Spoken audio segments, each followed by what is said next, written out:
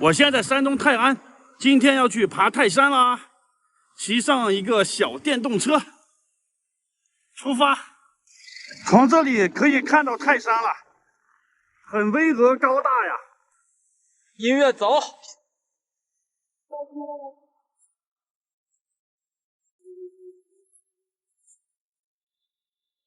五岳独尊，东岳泰山，我来啦！后面就是泰山了。门票145，从这边坐车到中天门，坐大巴。下了我就走。你快上下了车再说。山上不让带无人机，把无人机寄存在那个小卖铺了，20块钱寄存费。然后今天索道也不开，必须要爬上去。加油加油！坐车15分钟到达中天门了。如果走路到这里，起码2个小时。这个中天门只是半山腰，还要往上爬到南天门才行。但是今天6、7、8 3天索道不开，索道开的话是100块钱。现在要从这里走路上去，全部是台阶，要开始爬山了。师傅，您是走上来的？走了多久啊？2个小时有吗？没有。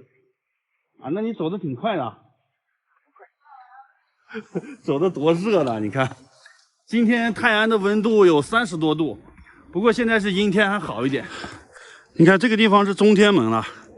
老板，你这水为什么卖这么便宜？为什么？我早知道你这儿卖2块钱，我还干嘛背这么多水啊？你看看，矿泉水2块，朋友们。再来就知道了。在山下不要背水上来了。再来就知道了。那黄瓜多少钱？黄瓜10块钱3根。啊，好累呀！这条道叫御道，从秦始皇、汉武帝开始，历代的皇帝来泰山举行封禅大典，走的就是这条路。爬到武松亭了，这儿有个飞来石和5大福松。秦始皇当年爬山封的这个5大福松，他爬到这里看到有5棵松树在那里啊，他说真是5个大丈夫。但是时代久远，那5棵松树已经没有了。后来在清代的时候又补种了2棵，所以现在5棵松变成2棵松了。对松山这里有一个万丈碑，在那个悬崖绝壁上有一幅题词，那个是乾隆皇帝题写的诗。这后面就可以看到南天门了。南天门在那个位置，2个山的中间，这就是一会儿要爬的路。这个是泰山18盘，最难走的路，从这里上去要2小时吧。今天是6月9号，星期三，我是下午1点钟才开始爬山啊，到达中天门已经是1点半了。泰山18盘，下起开山，上达南天门，全长800米，垂直高度400米，石阶1600个，势如天梯，是泰山标志性的景观。升仙坊，从这里就可以清楚的看到南天门了。18盘最后一盘了，马上到了。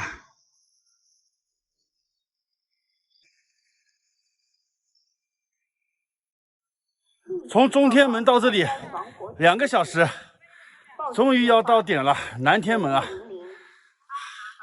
再也不想爬泰山了。爬到这里，想到几个跟泰山有关的成语：轻于鸿毛，重于泰山。登泰山而小天下。还有什么呀？再想想。泰山北斗。回看一下我爬过的路啊。泰山18盘。看看这南天门后面是什么样的。这边是有个通道，是去做索道的，但是今天索道没有开。在山上全是爬上来的，意味着，哇，这是一个通道啊！哇，这后面是别有洞天。从这里看看景去，这里有几个寺庙，东岳庙、东岳泰山。哇，这视野一下就开阔了。那边还有往上的呢，观日出的，可以住宿的。这边全是酒店啊，各种宾馆。晚上我就住这边吧，一会儿去找个地方。哇，这里是后山的索道，看看这一圈有些什么。这个视频先拍到这里，下个视频咱们接着往上爬。五岳独尊，昂头天外，这就是泰山最高处了啊！上面是玉皇顶，我现在在泰山的山顶，在山顶上一览众山小，视野特别开阔。带大家看看这个山顶是什么样的啊！那边就是刚才上来的路啊，这下面这条路就是18盘，那里是18盘的起点。18盘是泰山最陡的路了，坐索道从那里就上来了，坐索道只要10分钟，18盘要爬2个小时，累死了。那边是南天门了，这边就是天街，天街上可以住宿啊，很多宾馆、饭店。从天街还可以继续往上走，那个地方才是泰山最高处啊，去上面看看。五岳独尊那个石碑，那里拍照的人很多。从那里上来就是到了玉皇顶了，这里就是泰山最高的地方了。看看里面是什么样的啊？正对面供奉的是玉皇大帝，有个小院子。看泰山极顶1545米，泰山最高峰。泰山在5岳中并不是最高的啊，它只能排到第3名。西岳华山和北岳衡山的海拔都在2000米以上，它们的海拔都比泰山要高。但是为什么泰山能叫做5岳独尊？因为山不在高，有仙则名。历史上从秦始皇开始，就历代的皇帝都会来泰山举行封禅大典，象征着皇权的至高无上。还有很多文人墨客也写下了很多诗篇。这个地方是泰山著名的仙人桥，在2个峭壁之间夹了3个大石头，大石头互相挤压在一起啊，掉不下去，太神奇了。Hello， 底下是悬空的。这个地方叫詹鲁台，有很大一块巨石。传说孔子曾经站在这个地方瞻望鲁国，写下了那个名诗，就是登泰山而小天下。咱们也瞻望一下，这里视野很好，果然是登高望远的好地方。不知道今天怎么了，雾蒙蒙的，看不到很远。这里有一个海日奇观，这里也是早上看日出的地方。来泰山都要看日出的啊，看一下日出时刻表。现在是6月，算是1号到11号中间，早上4点43左右日出。这么早就要起来，泰山拱北时，像一个炮弹要发射了。突然之间就下雨了，这山顶气候变化非常快。我现在泰山山顶，早上4点钟了。现在去看日出啊！现在山上好多人呐、今天是6月10号，星期四。昨天晚上就住在天街的宾馆里面，看早上看日出的人群。现在往山顶走啊，还有10分钟左右吧，到山顶。看一下山脚下泰安的夜景。哇，很多人，这应该是晚上爬上来的吧，在这里坐着休息啊。看这个看日出的人好多呀。现在4点半了，到了观鲁台这个山顶了。看看山顶好多人呐、他们出来之后先定好，下边有。4点50日出，还有20分钟。哎呦，往这儿。这个山顶玉皇顶是一个点，这个观鲁台也是一个看日出的点。这边人最多了，都在这儿等风了呢。哇，早上山顶上风比较大，但是也不怎么冷，像我都没有穿大衣啊。哎呀，找个高一点的位置。这边还有人啊，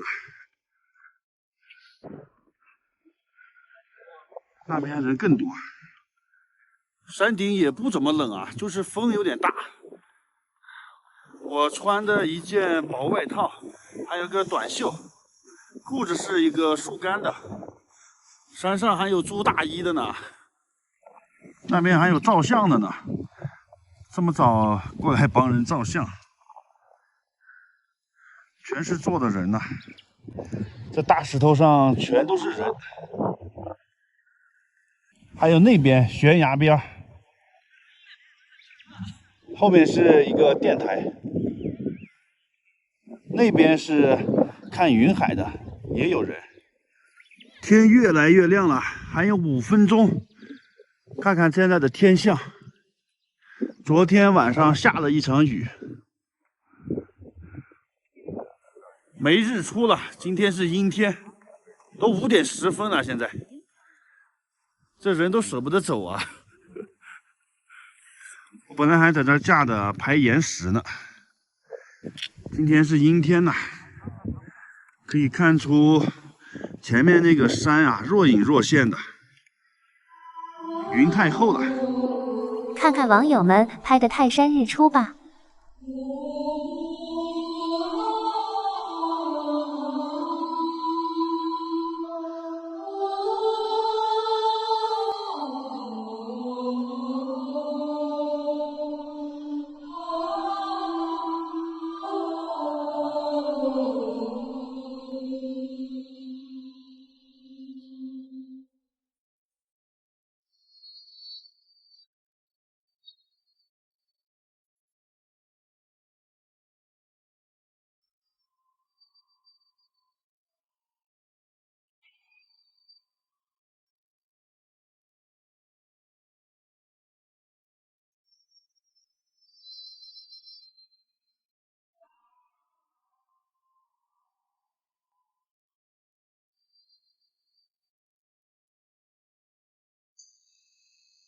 5岳独尊，昂头天外，这就是泰山最高处了啊！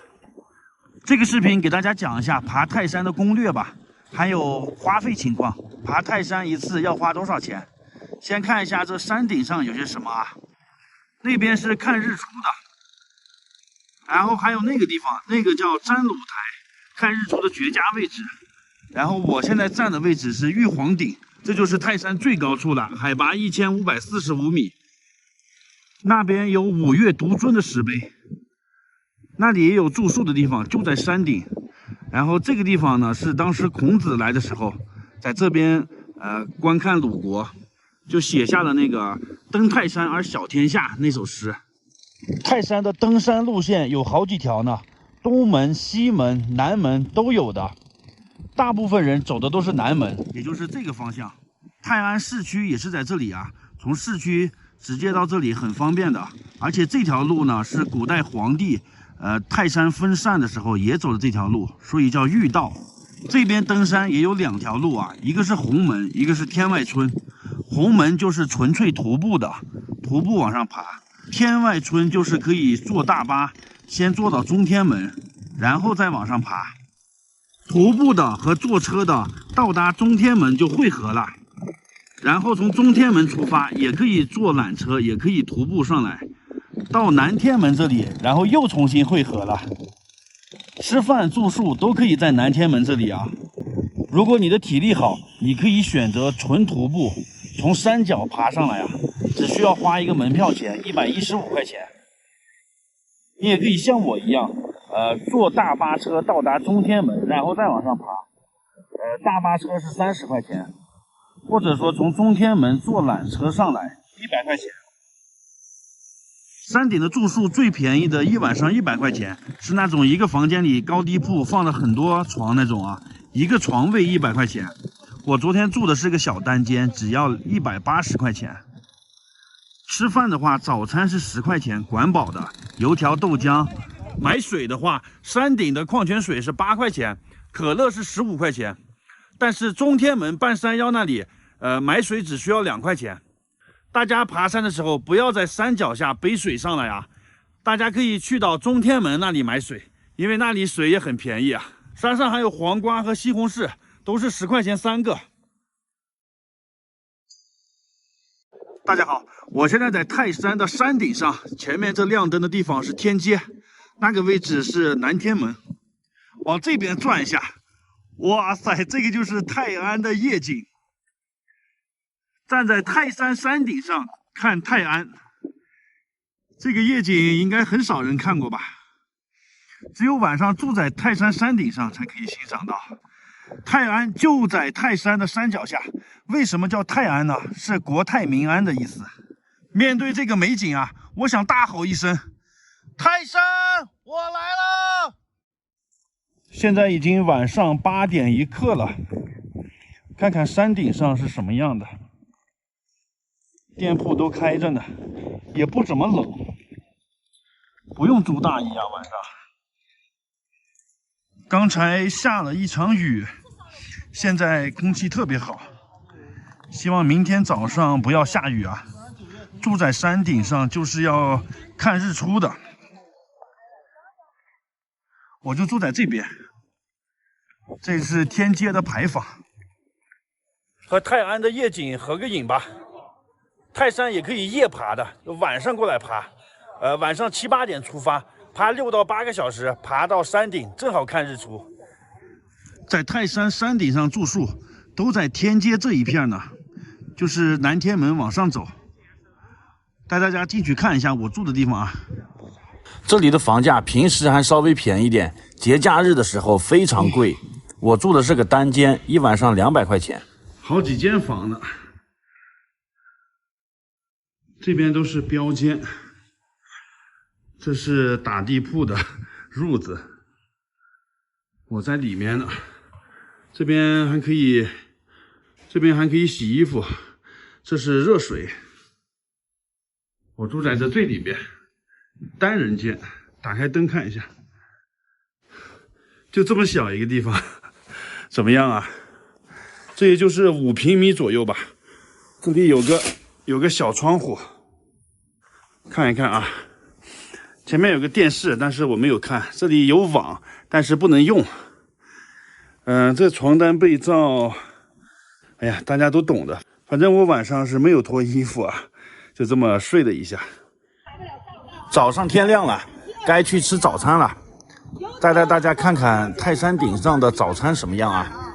这里有一个10块钱随便吃的早餐点，门口正在炸油条，还有豆浆、稀饭之类的，进去看一看吧。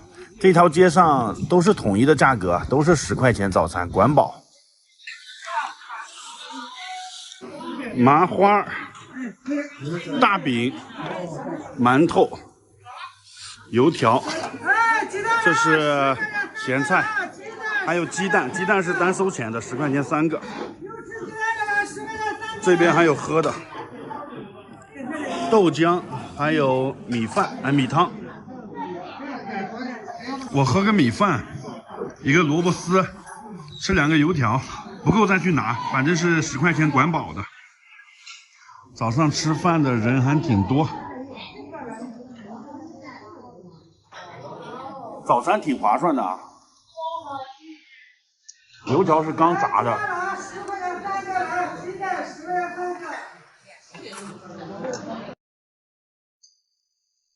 大家好，我现在到了山东凉山了，水泊梁山，《水浒传》108好汉的地方，大本营啊就在这里。《水浒传》是施耐庵写的，根据民间故事改编的。有一句话叫做"少不读水浒，老不读三国"。先从空中看一下梁山的地势，书上描写梁山有800里水泊，现在已经干涸了，没有水了。在北宋那时候，由于黄河改道、黄河决口，这一片确实是有很多的水的。历史上也确实是有宋江为首的这些好汉，只不过是有36个人，不是108个人。他们在现实中走投无路，没有办法就被逼上梁山，落草为寇，占山为王了。咱们现在就进去看一看历史上真实的梁山是什么样的。梁山好汉，水泊英雄，浩气撼山岳。从这里就上梁山了。这里有一个武松和鲁智深的雕像，武松醉打蒋门神，鲁智深倒拔垂杨柳。上去看一看，有108个台阶，象征着108个好汉。断金亭寓意着兄弟齐心，其利断金。这个地方是林冲火并王伦的地方。这个梁山本来是王伦他们占据的呢，后来晁盖来了以后，就火并了，抢了这个地方了。宋江马道可以直接骑马去忠义堂，这是一个山道，可以运送粮草啊之类的。平时其他人走这边的路。骑马上山，这是黑风亭，黑旋风李逵在这个亭子里面。黑风口这地方是黑旋风李逵亲自把守的地方，光是这3个字就让人不寒而栗啊！这里也是上梁山的必经之路。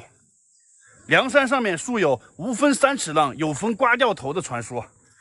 黑旋风李逵杀人不眨眼，此山是我开，此树是我栽，要想过此路，留下买路财。李逵在这里把守，你敢来攻寨吗？黑旋风李逵的雕像，2把板斧，跟《三国演义》里张飞的性格很像啊。再看一个孙二娘脚印，当时梁山派部队去攻打针头市，没有点中孙二娘，让孙二娘在梁山守着呢，不让她去。她特别着急，一生气一跺脚，在这里留下一个脚印。看这个多深，按现在的脚来说有37码。孙二娘脚印，功力深厚吧，把这个大石头都能剁出来这么深的一个印子。前面就是梁山最核心的地方了，忠义堂。门口一杆大旗，上面写着替天行道，这4个字也是梁山好汉的行事准则。去上面看一下，忠义堂以前叫做聚义厅，靠着义气把这些好汉们都聚到这里。后来是宋江把聚义厅改成忠义堂了，就这个名字改了一下，性质就变了。聚义厅呢是哥们义气，有那个好汉的豪气在里面呢，大口喝酒，大碗吃肉。忠义堂呢，首先是忠于谁呢？忠于这个朝廷，忠于宋朝王室。好，这名字一改，就看出宋江的这个招安之心了，想进体制啊，不想再反抗了。忠义堂中间是个过道，大堂的2边摆着各种兵器，刀枪剑戟斧钺钩叉，18般武艺。这就是最重要的忠义堂了。好激动啊！哇，好气派呀！看看这里面很宽阔的房间，这个地方应该是梁山最核心的地方了。这就是兄弟们在这里平时开会讨论事情的地方了。最中间就是宋江坐在正中间，左右2边是吴用和卢俊义，这2边坐的其他的兄弟们都有旗子在这里啊，都位置都是摆好的，不能乱坐的。每一个好汉都有一个位置。忠义堂，我要去宋江那个位置上坐一下，体会一下当老大的感觉啊！哎呀，这个位置不错啊，2边都是我的这个好汉们，大家大块吃肉，大碗喝酒，当老大的感觉就来了啊！替天行道。现在从这个宋江的视角看一下聚义堂里面，宋江出来混，全靠3样东西：够狠、义气、兄弟多。108个兄弟呢，怎么样？气派吧？替天行道的大旗，山寨的大门，一个走廊，然后就是聚义堂，左右两边各有一个瞭望哨。我现在在对面的这个瞭望哨，从这里居高临下看一下梁山的地势，确实是地势很险要。这下面在宋朝的时候全都是水啊，800里水坡。黄河改道了以后，这里全都淹了嘛，现在没有水了，都干了。看这个落差还是挺大的。这梁山的地形其实是一个十字架的形状，这边是左中军、右中军，然后这里是那个黑风口李逵把守的那个位置，然后从这里过来是聚义厅，那里过去是山门，十字了。梁山果然是地势险要、易守难攻的地方，怪不得这个好汉啊可以占据这个地方，占山为王，落草为寇，和朝廷对抗。大家好，我现在到了山东梁山了，水泊梁山，《水浒传》108好汉的地方，大本营啊就在这里。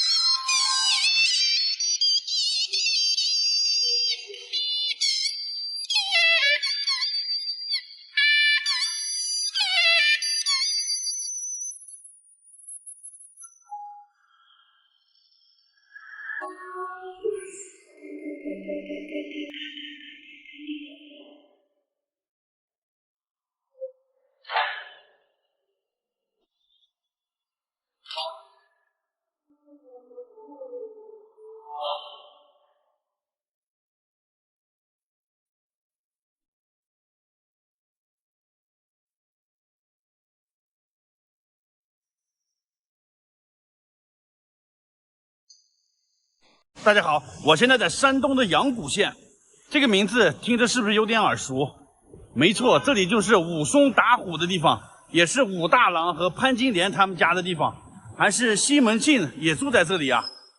这个因为《水浒传》这个地方还是挺有名的。千年景阳冈，这就是阳谷县了。看一看武大郎他们家，就是这里。潘金莲怎么认识西门庆的呢？潘金莲在上面2楼啊，整理这个窗户的时候，这个东西支的这个杆掉下来了，正好砸到西门庆，俩人就认识了。旁边是那个王氏茶楼啊，就那个媒婆他们家，去武大郎家看一下。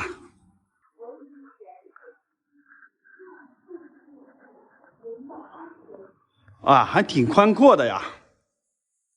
还有2楼，1楼是做炊饼的地方，炊饼其实就是馒头，这里面是操作间。武大郎炊饼，馒头、包子。Hello， 这个是武大郎挑的那个担子，这个大哥要买个炊饼啊。去楼上看看，潘金莲住在楼上。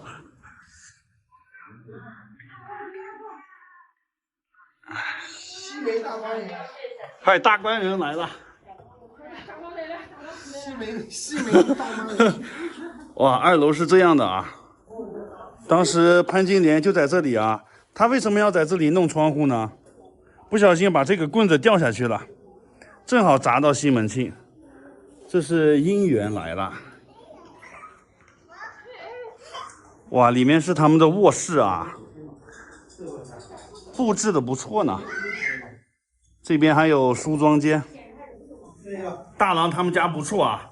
潘金莲给武大郎喂药，大郎躺在床上，潘金莲把药端过来，大郎该喝药了。现在是旅游区了，这儿还可以租套衣服拍照啊，租一下潘金莲穿的那个衣服。从这个窗户口往外看一下，看看县城的景色啊。那边就是西门庆他们家的药铺，去药铺看一下吧。从武大郎家出来不远的地方就是西门庆他们家。西门庆在这边开的药铺。西门庆是阳谷县的首富啊，特别有钱的，不光是开药铺，还开着其他的铺子呢。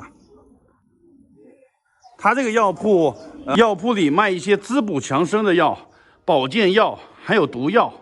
潘金莲毒死武大郎的药就是这里提供的。我就是阳谷县首富西门大官人，客官需要点什么药吗？阳谷县真是有很多有意思的地方啊。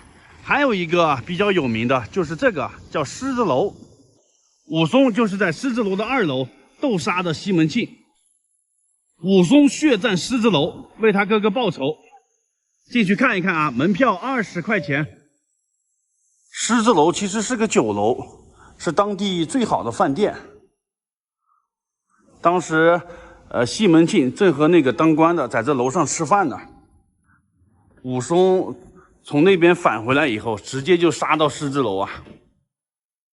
狮子楼2楼，楼上面还是挺气派的。当时武松在这里把西门庆从楼前面打出去了。看看这个阳谷县的景色，现在街边的建筑还保持了这种古色古香的感觉。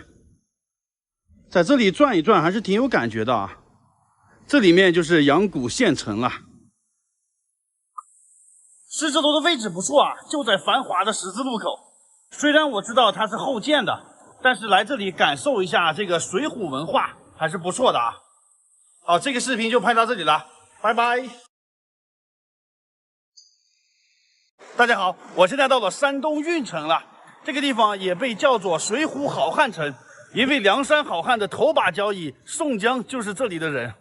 宋江之前在运城做一个刀笔小吏，其实就是县长的秘书这个官职啊。这里是千年古县，现在是4A 级旅游景区，水浒好汉城，进去看一看啊，感受一下水浒文化。我刚从梁山和阳谷那边转完了，然后到这里来，门票是60块钱。如果你想感受这个水浒文化，一定不能错过运城，因为有一种说法是水浒100单八将72名在运城，而且宋江和晁盖全都是运城人士。后面呢就是运城的古县衙，咱们进去逛一下。运城县衙，感受一下古时候这个基层权力机构，门口2个大狮子，是不是很威严？现在呢，咱们就作为游客直接走进来了啊。好高的门槛啊，迈过这个门槛。前面这个就是县衙的正堂，县太爷就在里面升堂办案呐。然后明镜高悬，左右有一班衙役啊。宋江应该是在旁边记录文书的，因为宋江是刀笔小吏嘛。县太爷审案，宋江来记录。里面还是挺宽敞的。现在到这个县太爷的位置上，感受一下啊。我也拍一个，给他那种。哎呀，这就是地方官啊！带人犯上堂，给我如实招来，要不然就大刑伺候啊！拖下去，给我打！县太爷啊，太威风了，两边是衙役啊，然后宋江在那边给我做的笔录，这种感觉啊，太棒了！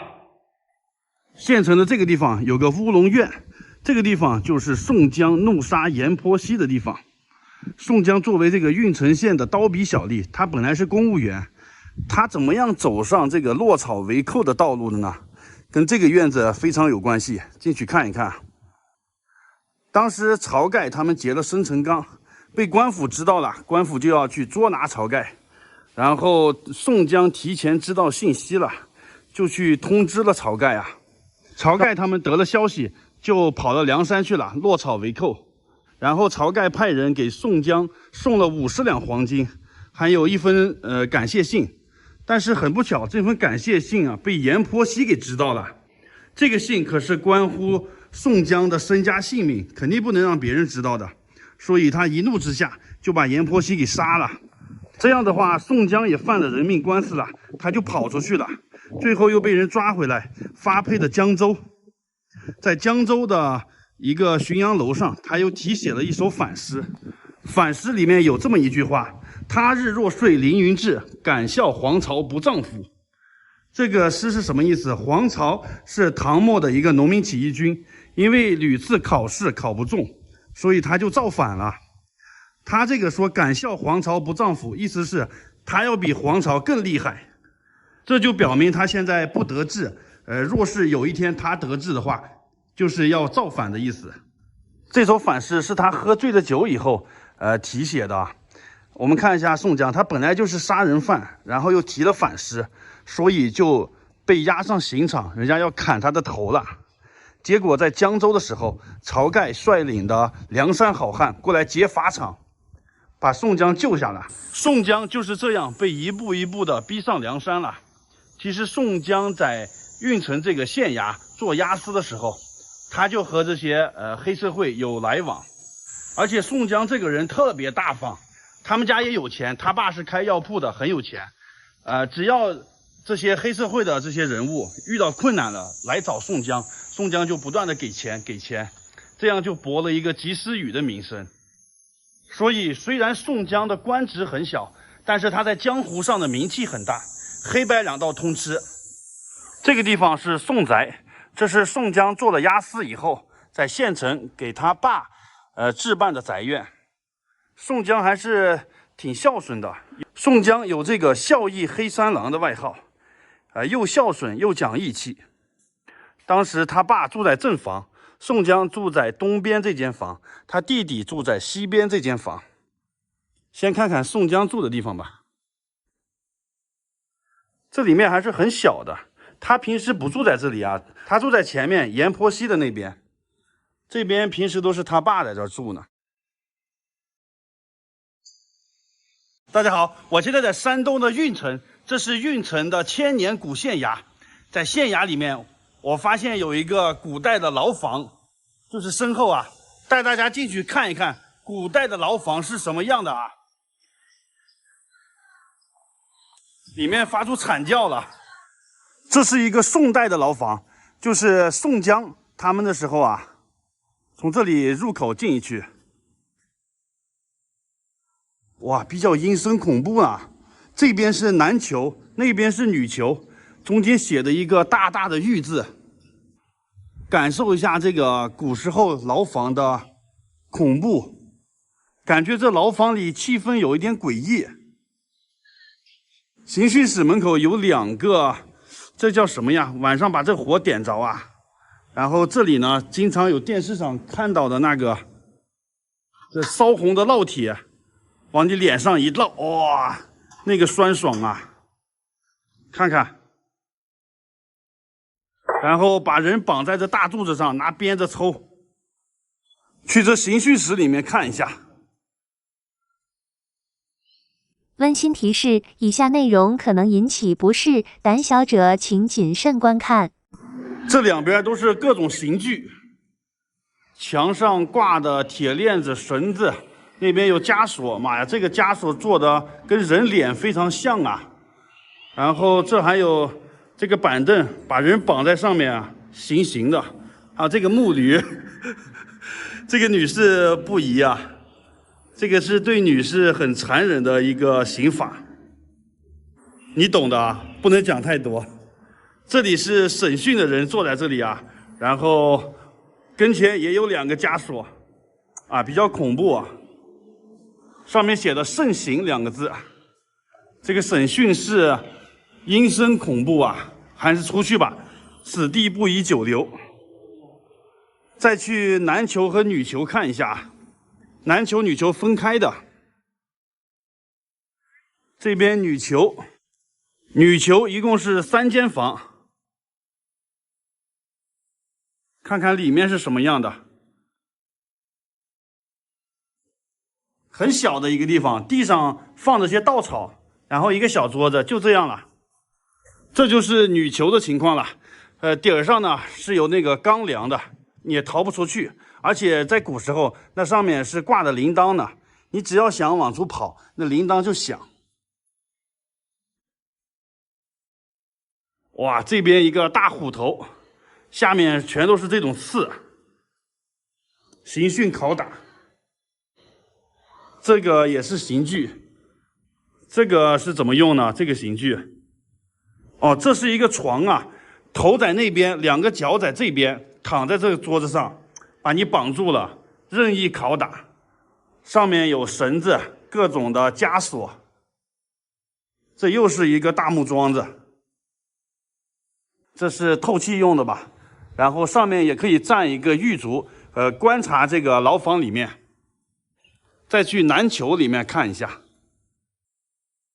这里面也是有3间房。看一下第1间，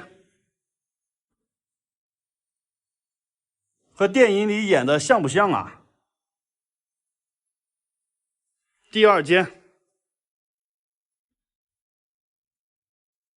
好，这就转出来了。这就是古代的牢房啊，古代的牢房就参观完了啊，转了一遍，我只有一种想法，就是我要做守法公民啊，我可不想被关在这里面，真的是太恐怖了。这里也有2个古代的刑具，这个凳子上全都是钉子，坐上去皮开肉绽，菊花都裂开了。那个呢，可以夹2个人，把头夹在大的洞里面，2个手夹在这边。天哪！然后这里边呢有这个囚车一样的东西，把人关在这里面，装在囚车上面，然后押赴刑场。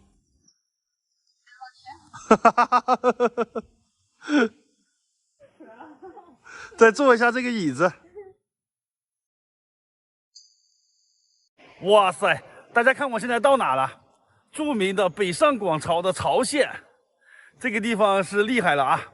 我要用正宗的菏泽曹县话喊一句那个口号：山东菏泽曹县牛皮666，我的宝贝，宁要曹县1张床，不要北上广1套房。现在曹县是国际知名都市啊，中国的山东，世界的曹县。这个视频就带大家在曹县转一转，了解一下这里。先看看火车站四周是什么样的。中华华夏第1都有一个大鼎，这里据说也是庄子的故乡啊。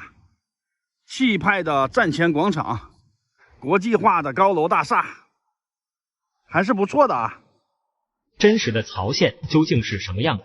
曹县是山东省首批20个省管县之一，总人口达175万，是全省人口第1大县，也是劳动力资源第1大县。以前对于当地农民而言，外出务工是他们收入的主要来源。2009年开始，曹县的一些村民尝试开网店，随后引发电商的扩散效应，很多人就此踏上创业致富之路。曹县的大集镇成为了山东省唯一一个淘宝村全覆盖的乡镇，全国第2大淘宝村，产业集群。曹县有2大支柱产业，演出、服加工和木制品加工。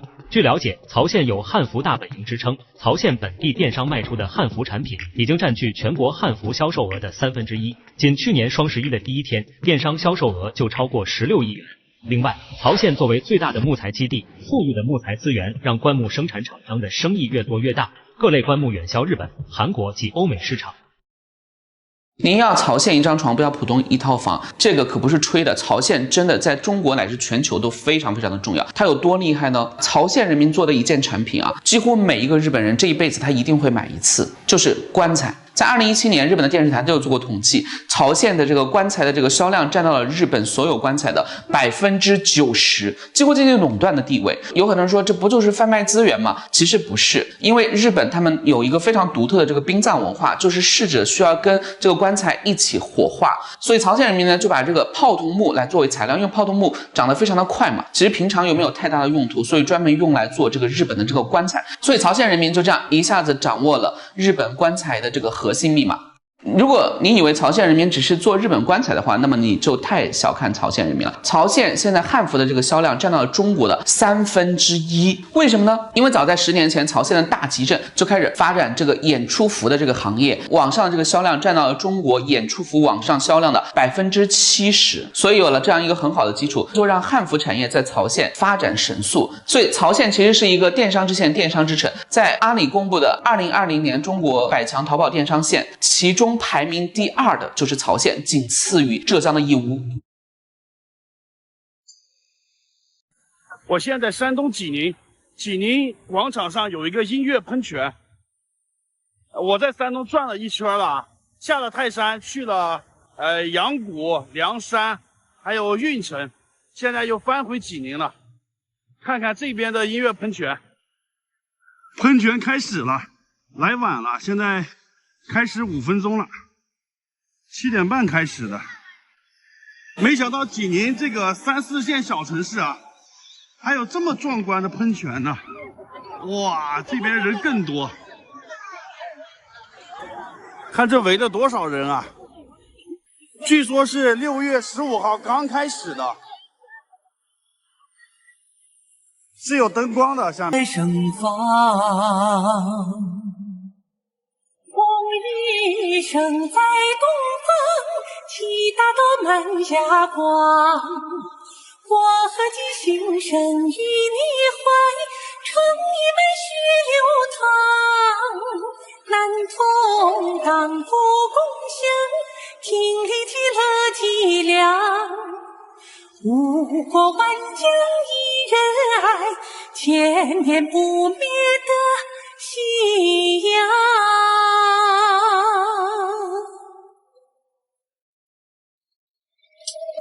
如流光，一砖一瓦，岁月尽红香。叹枯荣，一花一木，悲喜尽沧桑。横八荒，九州一色，心中的故乡。梨花下，绽锋芒，道路在盛放。一生在东方，七大道满霞光。我和其心声与你怀，成一杯血流淌。难同当不共享，听里极乐凄凉。五国万疆一人爱，千年不灭的信仰。一生在东方，七大道满霞光。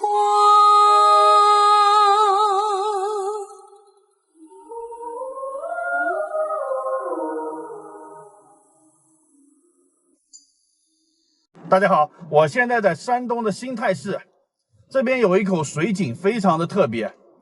因为在村庄里呢，交通不太方便，所以我租了辆车啊，现在开车过去看一下，究竟是什么样的水井，值得租个车去看它呢？马上就到了啊，带大家去看一看，开开眼。今天刚租的车，租了个现代，200块钱一天，大家觉得贵吗？今天山东的天气不错啊，阳光明媚，两边绿树成荫。到了啊，就是前面这口古井，在一个村庄里面的，到跟前看一看。哇塞，先看一下这个井的全貌，一条龙盘在井口，龙头在井上面，龙身盘下去，龙尾都看不到了，一直到井里了。这里有台阶可以下去的，穿过这里有个洞，一直盘到井底，可以看到下面的水呀，太壮观了，值不值得专门开车过来看？这个直径18米，高度是28米，这个井叫盘龙古井，果然是盘着一条龙，四周围是这样的，有这个围挡啊，怕人掉出去，有栏杆拦着呢。看看下面啊，为什么要修这个井呢？当时这个地方很干旱，66年修的，这村庄一共才900多人，这个井修了10年，从66年修到76年，不过修好了太壮观了。当时没有什么先进的工具，都是村民用凿子、铁锤、铁钎人工凿出来的，没有机械化的设备。看这个龙头，龙头上挂着大红花，龙嘴里还有水喷出来呢，不错啊。